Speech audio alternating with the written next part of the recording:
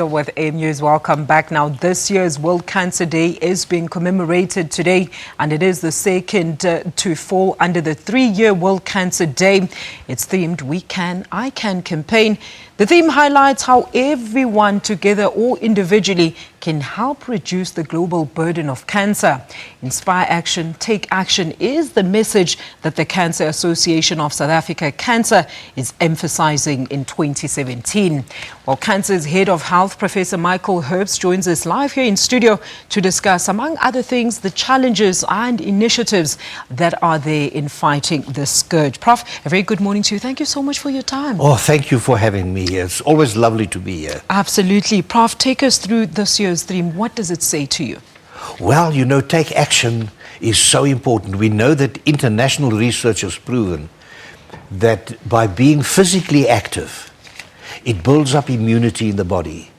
So it builds up general immunity, and it also builds up immunity in people who have been diagnosed with cancer. We know that people who are cancer survivors do better if they are physically active than those who sit back and do very little about it. So physical activity is a major part, and I can and we can be physically active, and that is the message we want to bring to people, to say, if you cannot really participate yourself, support the physical activities that are going out. There's cricket today that can be supported. Oh, yes. In KZN, there's the Kajima race that's going on. Yes. There are people riding down from Johannesburg to Cape Town by bicycle.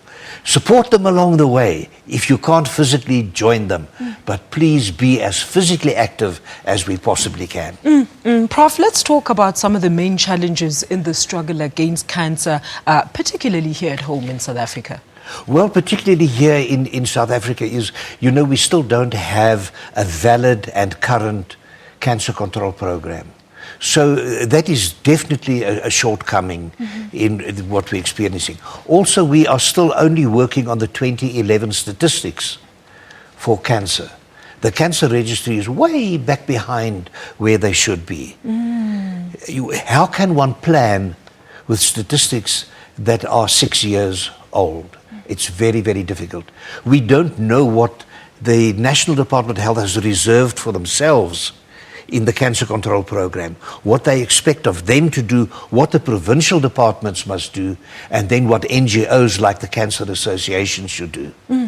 You know, Prof, speaking of programs and planning, I mean, you deal with these matters from time to time. Let's look at the sexes, between the sexes. Who would you say is more affected between the sexes, and also going into the racial lines? Well, again, now, you know, quoting 2011 stats, men have a 1 in 7 lifetime risk of getting one of the more than 200 cancers that we know of. Most commonly prostate cancer, yeah? Men, again, prostate cancer across the board. Yeah. Women have 1 in 8 chance of developing a cancer in their lifetime. But there the picture changes. Women as a general population, breast cancer is number 1. But when we start breaking up and looking into the different population groups, the picture changes between breast cancer and cervical cancer, which is nationally, cervical cancer is number 2, but amongst women of darker skin tone, and especially black women, cervical cancer is number 1 and breast cancer becomes number 2. Why those variations though, Doc? What do you think perpetrates those figures in those certain races and genders? Well, access is a very important thing. Yeah. So early diagnosis, screening is not accessible to everybody equally. We've got only 16% of the population that have private insurance. They've got access to mammography, to regular cervical smears. Now, the government policy at the moment provides women 3 pap smears in her lifetime, with 10 years in between.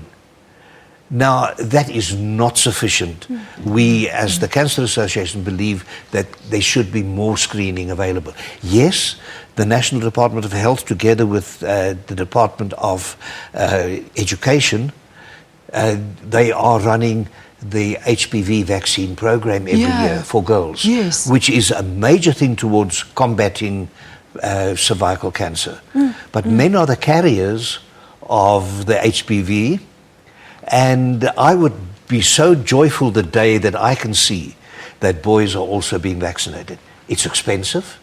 And we know that the Bill and Melinda Gates Foundation are sponsoring some HPV vaccination. Yeah. But we'd like to see boys also becoming part of the real full picture and accepting their responsibility and showing their accountability and responsibility towards these cancers. You know, Prof, you just explained to us the different variations between the two sexes. Let's talk about just how much information is available and how much do those people, both those genders actually understand about those different types of cancers. Well, again, you know, here access to information is such an important thing. Yeah. We are talking about fees must fall at university. Yes, we understand the anxiety that is created because people haven't got funding to pay. But there's information at all levels that are lacking.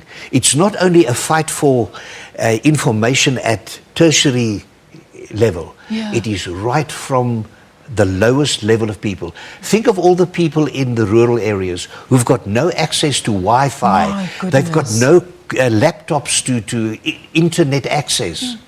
So we really have a major issue around access to information at all levels. And I think that plays a major part in people's lives. And then again, you know, our health system needs a lot of input financially.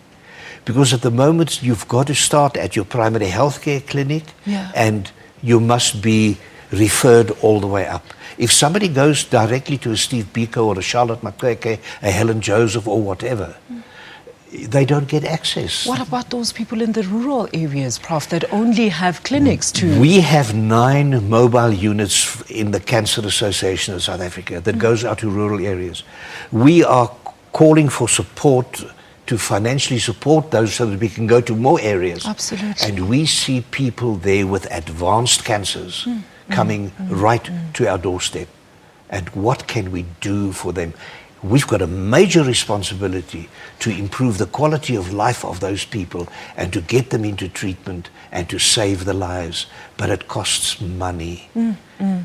But we see the worst end of healthcare in rural areas especially because people don't have access. Me. That and then there's absolutely stigma worries me, that Prof. also still plays a major part in cancer. What needs to happen to deal with such challenges, though, particularly when it comes to, you know, the delivery of infrastructure and information to the people, and also, you know, more education around the disease, actually? It shows the major responsibility that NGOs have in really bringing education and information to everybody in the public. And we are dependent on people like you, the general public, to support our programs because we get no direct funding from government or anywhere else. How is that so? Is there no government project or program that particularly looks to sustain the cancer division or sustain the NGOs that deal with, like they did with the mental patients, or have a contract that deals with the cancer patients? I think the Professor? Cancer Association is fortunate in that we do have government supporting the salaries of a few social workers. But the rest of all the programs comes from money donated by members of the public and industry. But Prof, I mean, let's talk about this. Let's inform people. Some cancers are treatable if caught on time. And some are preventable. And some are preventable. Talk to us about that. And what is the most prevalent I think the most important preventable cancer will be cervical cancer in vaccination. But then we've got the strong anti-vaccine lobbying going on, saying to people, don't do it. It causes autism and all these other myths that we struggle with. Then smoking. I mean, lung cancer, many of the lung cancers are preventable. 70% of lung cancer Absolutely. because of the smokers. So if somebody is a smoker, please join a program to quit smoking. Alcohol is another thing. In the 1980s, IARC, the International Association for Cancer Research in the world, has already identified alcohol as a group 1 cancer-causing agent, which means it's equivalent to tobacco smoke. And yet we are not informing people of the dangers of alcohol consumption. Alcohol consumption should really be curtailed. Avoid it if at all possible. Then processed meats is another problem area. We love a lekker braai. Because it contains nitrites, the processed meats, which are cancer-causing chemicals. Red meat cooked at high temperatures in a braai. And even chicken at a high temperature, when it starts becoming nice and crispy, then cancer-causing chemicals are formed in the meat. Imagine so that. Those are all things that we need to inform the public about. Let's talk about more preventative measures, Prof, that people, like maybe a change of lifestyle that one can adopt. Let's talk about that. And many of these things that we've mentioned, like smoking, alcohol, are already lifestyle. Obesity. You know that we're moving into a possible sugar tax, and we're starting with sugary drinks. Yeah. Now, a popular can of cola contains 7 teaspoons of sugar. That's according to that popular brand's own website. And internationally, we say to people, women shouldn't take in more than 6 teaspoons of sugar a day. And just this one can of popular drink already contains 7 teaspoons. So, junk food, what is sold mostly at our tuck shops at schools, that is an area where we should really concentrate on. What do people put in the food parcel for their child going to school? All right. Do we So think it's of the little things healthy that you things? can do. Or what do we put in there for them? Is it just white bread with processed meat on it? Or are we really thinking of the health of our children and giving them fruit and maybe a yogurt, an unsweetened yogurt even, to take to school? They won't eat that one. Prof, let's talk about this. I mean, CANSA recently complained of a drug shortage in the country. Has that problem been resolved? How far are you? Well, we are not sure. Because you know, let's talk Gauteng. Yeah. The MEC recently resigned. But 2-3 days before she resigned, she ensured the public that there was no shortage of cancer drugs. Yeah. Are we really sure that she was not covering up and protecting her own position? We don't know. She, at the same time, blamed the National Department of Health for shortages, but she says there are no shortage. But she says the National Department of Health placed for cisplatin, particularly a cancer drug, with a supplier who couldn't provide. Now, we're not really sure, but we regularly get outages of cancer drugs. We hear it in the news. We are informed by patients. We regularly hear of a radiation apparatus that is not serviced, so it's out of order, and people are sent home and their cycle of radiation is broken. Affected, The chemotherapy cycle is broken. And it doesn't augur well for cancer patients. Prof, let's wrap this up very quickly. What can you tell us about some of the medical advances that are there and available that are helping people who have developed the disease? Immunotherapy is the absolute latest in cancer treatment. How does it work? And it is the most beautiful. It is medicines that are used to stimulate the immune system of the body to effectively fight the cancer. And it's got far less side effects than some of the chemotherapeutic agents we're using. But it is still in its infancy and is very expensive.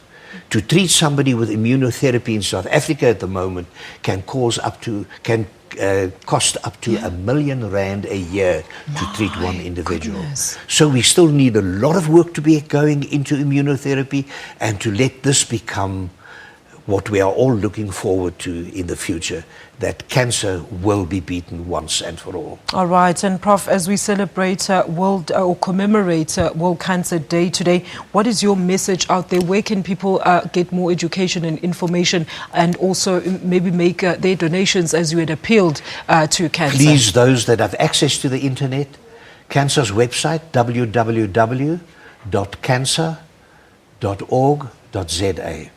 And we've got a toll-free telephone line with people in crisis or who want to contact, 0800 22 6622. Prof, thank you so much, and we really appreciate the good work that you're doing. Keep and up let's the good all work. be healthy and work towards imagining a world without cancer. Absolutely. Wow. That is the cancer's head of health, Professor Michael Herbst, joining us live here in studio to talk about some of the advances in medication that is available for those that are suffering from cancer, and also some of the initiatives that CANSA, the association, has embarked on, particularly to those areas that don't have access to information, like your rural areas. They do have mobile trucks, clinics that do come and actually attend to you. So do look out and help those that are in need.